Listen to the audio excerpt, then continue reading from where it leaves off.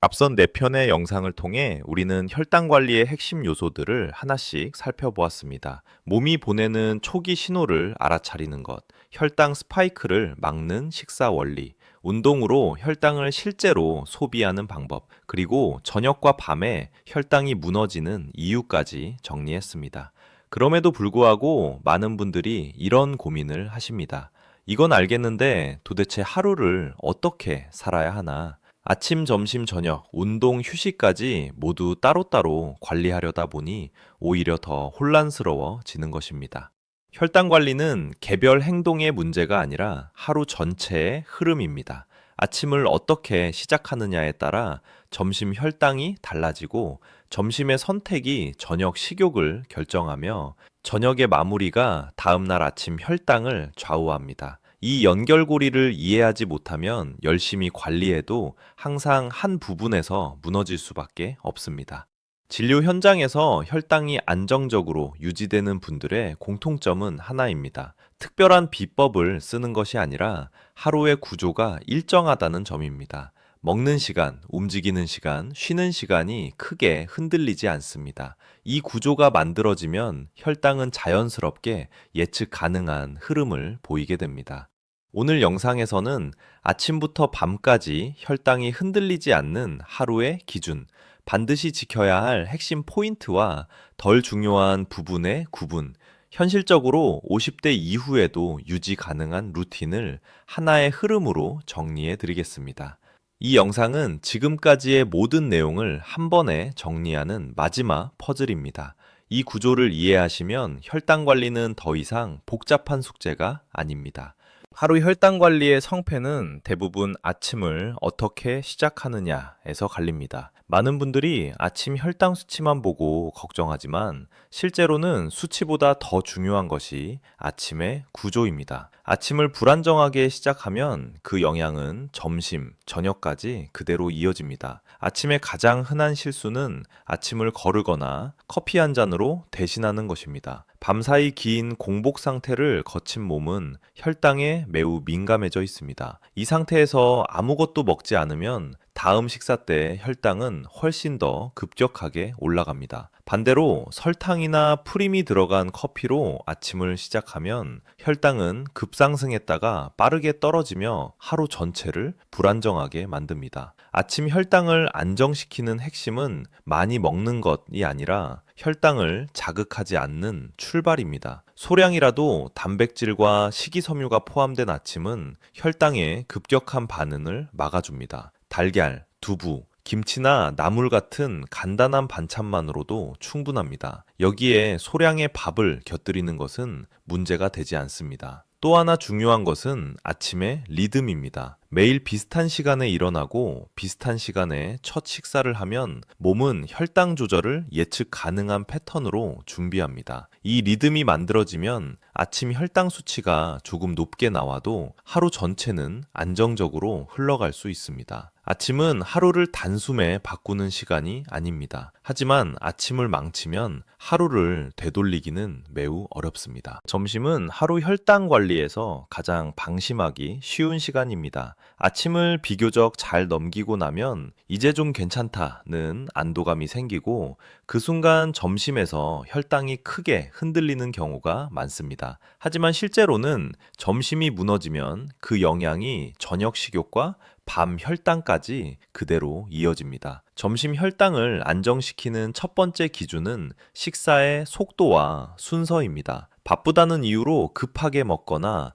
탄수화물부터 먼저 먹는 식사는 혈당 스파이크를 쉽게 만듭니다. 점심에는 반드시 채소나 반찬을 먼저 먹고 단백질을 거친 뒤 밥이나 면을 마지막에 먹는 순서를 지켜야 합니다. 이 원칙은 아침보다 점심에서 더 중요하게 작용합니다.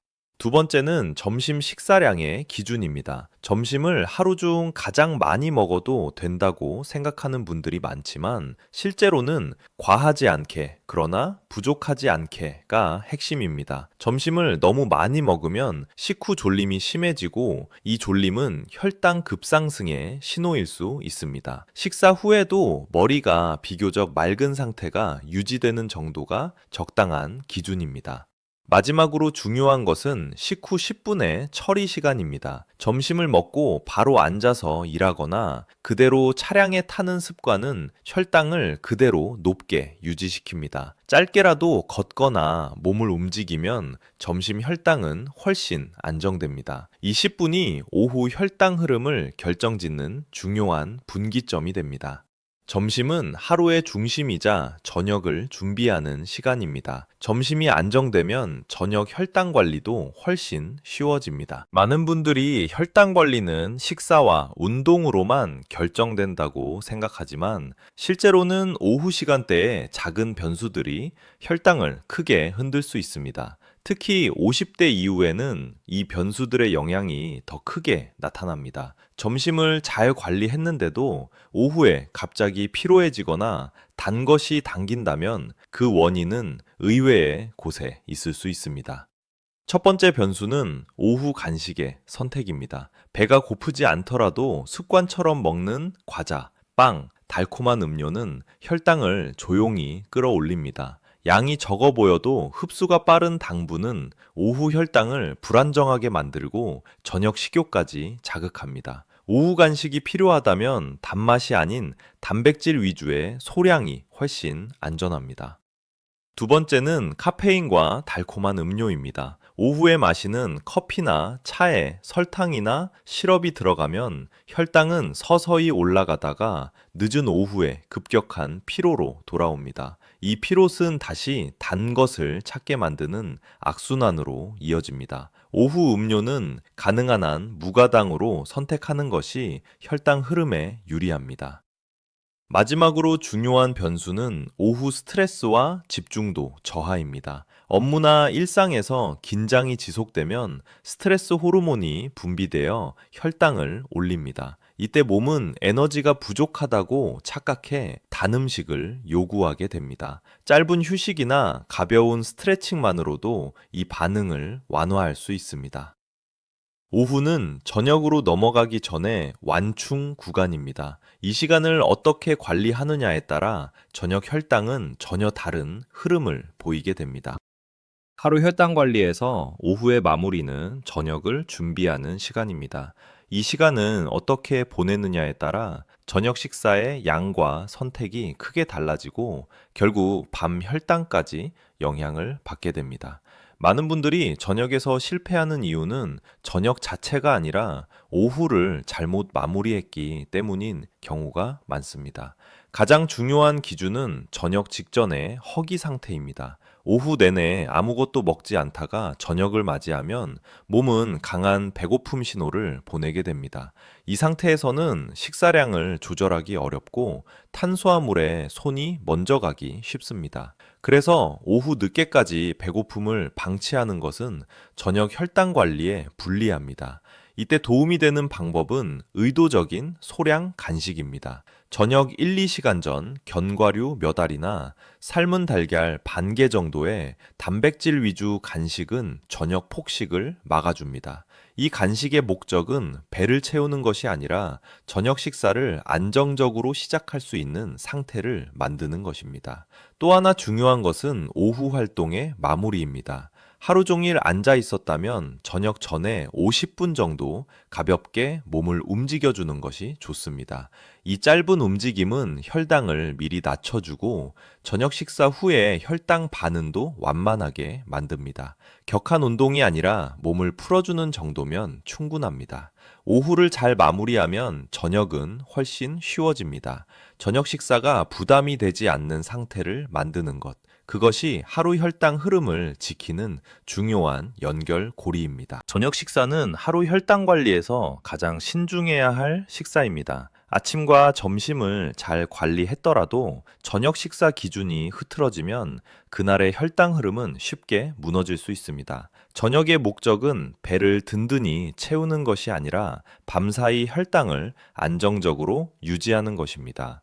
저녁 식사의 첫 번째 기준은 양보다 구성입니다. 많은 분들이 저녁을 적게 먹으려고 노력하지만 구성 없이 양만 줄이면 오히려 혈당이 불안정해질 수 있습니다. 단백질과 채소가 부족한 상태에서 밥이나 면을 조금만 먹어도 혈당은 빠르게 올라갑니다. 저녁에는 밥의 양을 줄이되 단백질과 채소는 반드시 포함되어야 합니다.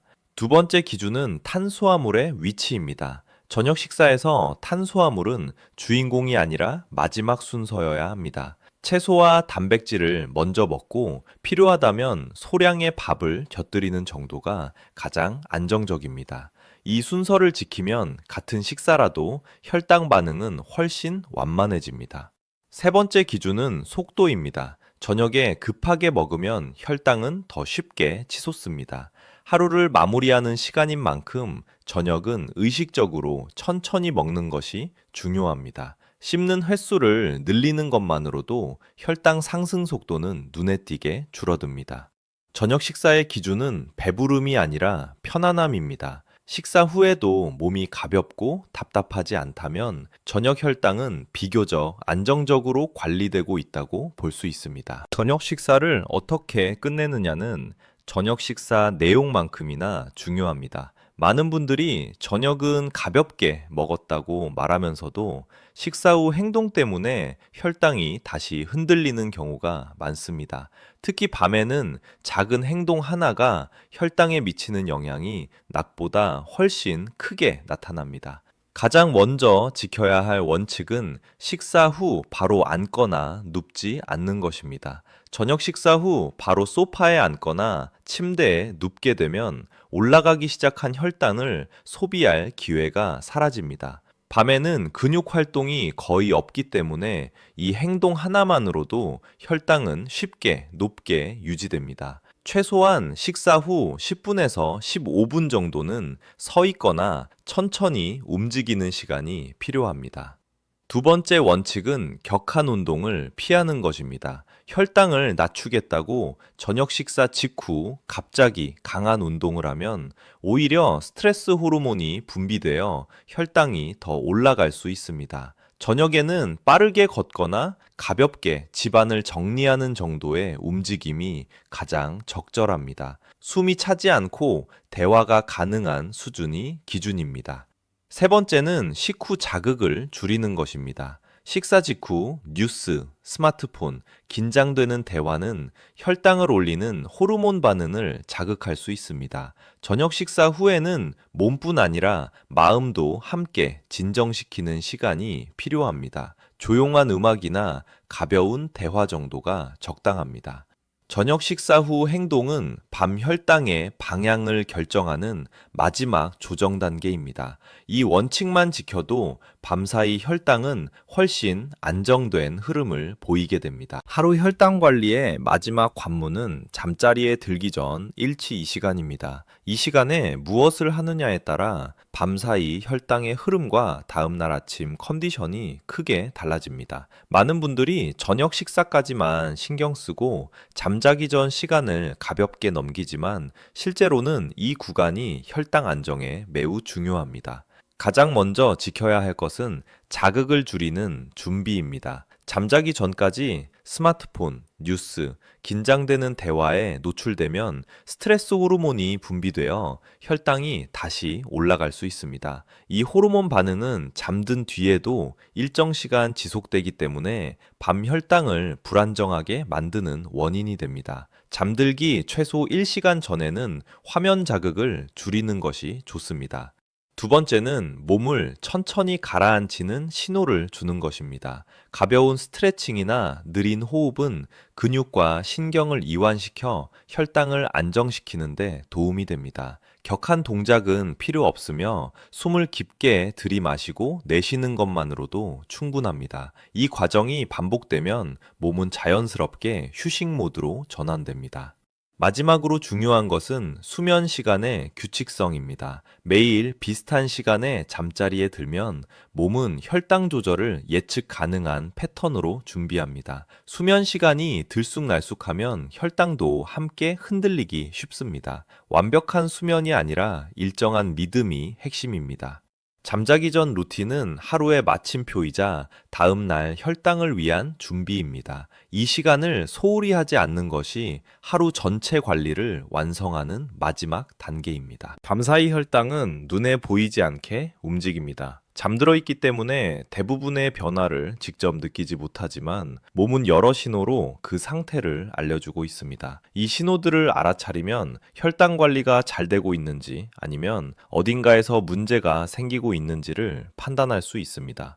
가장 흔한 신호는 밤중에 자주 깨는 현상입니다. 특별한 이유 없이 새벽에 몇 번씩 눈이 떠진다면 혈당이 불안정하게 오르내리고 있을 가능성이 있습니다. 특히 꿈이 많아지거나 심장이 두근거리는 느낌과 함께 깬다면 밤 혈당 변동을 의심해 볼 수 있습니다. 두 번째 신호는 새벽 갈증이나 입마름입니다. 자고 일어났을 때 입이 유난히 마르거나 물을 찾게 된다면 밤사이 혈당이 높게 유지되었을 가능성이 있습니다. 단순히 잠버릇이나 공기 탓으로 넘기기 쉽지만 이런 증상이 반복된다면 저녁과 수면 전 루틴을 다시 점검할 필요가 있습니다. 또 하나의 신호는 아침에 느끼는 피로감입니다. 충분히 잤다고 생각했는데도 몸이 무겁고 개운하지 않다면 밤 동안 혈당 조절이 원활하지 않았을 수 있습니다. 혈당이 안정되면 수면의 질도 함께 좋아지는 경우가 많습니다. 이런 신호들은 위험을 알리는 경고라기보다 조정이 필요하다는 안내에 가깝습니다. 숫자에 집착하기보다 몸이 보내는 변화를 읽는 것이 장기적인 혈당 관리에 더 도움이 됩니다. 하루 혈당 관리를 복잡하게 느끼는 분들이 많지만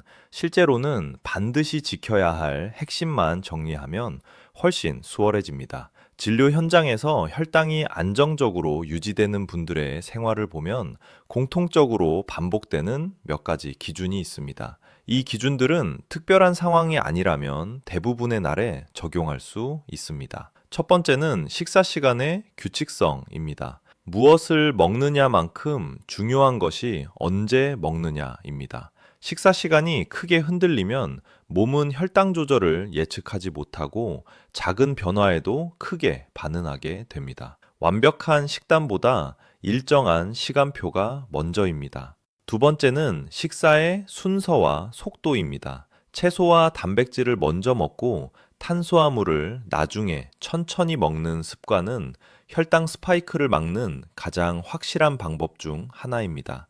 이 원칙은 하루 내내 적용되지만 특히 점심과 저녁에서 중요합니다. 세 번째는 식후의 짧은 움직임입니다. 식사 후 바로 앉거나 눕지 않고 10분 정도 가볍게 움직이는 것만으로도 혈당 반응은 크게 달라집니다. 격한 운동이 아니라 혈당이 갈 길을 만들어주는 움직임이면 충분합니다.